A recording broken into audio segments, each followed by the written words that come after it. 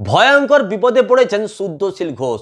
ঠিক 15 দিন আগে জনপ্রিয় ইউটিউবার প্রিয় বন্ধু মিডিয়ার শুদ্ধশীল ঘোষের বাড়িতে পুলিশি তল্লাশি চলে।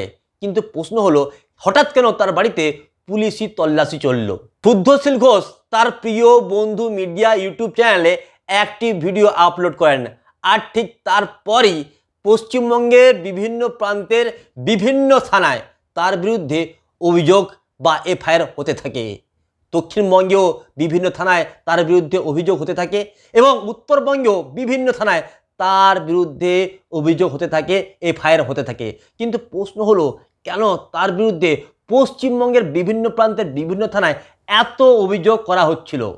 সুপ্রিম কোর্টের প্রধান বিচারপতি DY চন্দ্রচূড়ের বিরুদ্ধে অবমাননাকর মন্তব্য করার অভিযোগ। দক্ষিণ 24 পরগনার সোনারপুরে শুদ্ধশীল ঘোষের বাড়িতে তল্লাশি চালালো পুলিশ। রবিবার শুদ্ধশীল ঘোষ নামের ওই ইউটিউবারের বাড়িতে তল্লাশি চালিয়ে 4টি ল্যাপটপ, 4টি মোবাইল ফোন, 2টি হার্ড ডিস্ক, 1টি মাইক্রোফোন সহ একাধিক ইলেকট্রনিক সামগ্রী বাজেয়াপ্ত করেছে পুলিশ। অভিযুক্ত শুদ্ধশীল বাবু জানান, আরজি করের ঘটনা নিয়ে সুপ্রিম কোর্ট যে স্বতঃপ্রণোদিত মামলা করেছে তার প্রেক্ষিতে তিনি একটি ভিডিও নিজের ইউটিউব চ্যানেলে পোস্ট করেছিলেন। তার দাবি, প্রধান বিচারপতি সম্পর্কে তিনি কোনো অবমাননাকর মন্তব্য করেননি, তবে তিনি যে নিজের ব্যক্তিগত কিছু মত ওই ভিডিওয়ে রেখেছিলেন তা স্বীকার করে নেন শুদ্ধশীল বাবু। শুদ্ধশীল বাবু জানান, ওই ভিডিও পোস্ট করার পরেই শিলিগুড়ি থানা থেকে তিনি একটি নোটিশ পান। তাকে থানায় হাজিরা দিতে বলা হয়।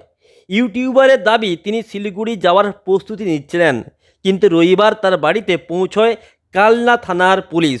বাড়িতে তল্লাশি অভিযান করে একাধিক ইলেকট্রনিক সামগ্রী বাজেয়াপ্ত করে নিয়ে যায় পুলিশ। এই ঘটনার পর শুদ্ধশীল ঘোষ হাইকোর্টের দ্বারস্থ হন এবং তার মামলাটি অমৃতা সিনহার বেঞ্চে ওঠে এবং এই মামলার শুনানির সময় অমৃতা সিনহা বলেন যে তার বিরুদ্ধে যারা অভিযোগ করেছেন তাদেরকে সশরীরে আদালতে উপস্থিত থাকতে হবে এবং পুলিশ তার বিরুদ্ধে কোনো ব্যবস্থা নিতে পারবে না এবং পরবর্তী শুনানির ডেট দিয়ে দেন তিনি। এবং তার বিরুদ্ধে অর্থাৎ শুদ্ধশীল বাবুর বিরুদ্ধে আরও অনেক অভিযোগ রয়েছে যেগুলো কিন্তু শুনানি এখনো পর্যন্ত হয়নি।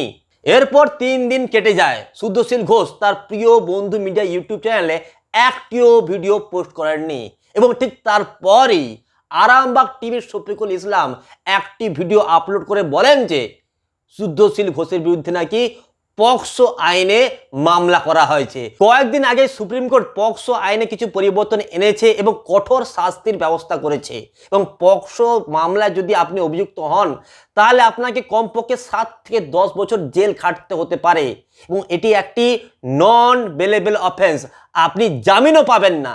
এতটাই ভয়ঙ্কর হয়ে উঠেছে এই পক্সো আইন এবং সেই পক্সো মামলায় অভিযুক্ত হয়ে গেছেন শুদ্ধশীল ঘোষ। এমনই খবর পাওয়া যাচ্ছে যে খবরটি দিয়েছেন আরামবাগ টিভির শফিকুল ইসলাম। এখন প্রশ্ন হচ্ছে, শুদ্ধশীল ঘোষ কোথায় আছেন, কি করছেন, কেমন আছেন, তাকে কি পুলিশ গ্রেপ্তার করেছে? এই সমস্ত প্রশ্নের উত্তর কিন্তু বন্ধুরা পাওয়া যাচ্ছে না। শুদ্ধশীল ঘোষের কোনো হদিস পাওয়া যাচ্ছে না, কোনো খবর পাওয়া যাচ্ছে না। তার যারা নিয়মিত দর্শক রয়েছেন, যারা শুদ্ধশীল ঘোষকে নিয়মিত ফলো করেন, তার ভিডিও দেখেন, তারা প্রত্যেকেই দুশ্চিন্তাগ্রস্ত। তারা প্রত্যেকে প্রার্থনা করছেন যাতে শুদ্ধশীল বাবু ভালো থাকেন, সুস্থ থাকেন। কিন্তু প্রশ্ন হচ্ছে যে শুদ্ধশীল বাবু কোথায় আছেন? বন্ধুরা, শুদ্ধশীল ঘোষ সম্পর্কে যদি আমি কোনো তথ্য পাই অবশ্যই আপনাদের জানাবো। আপনারা অবশ্যই চ্যানেলটি সাবস্ক্রাইব করে রাখবেন।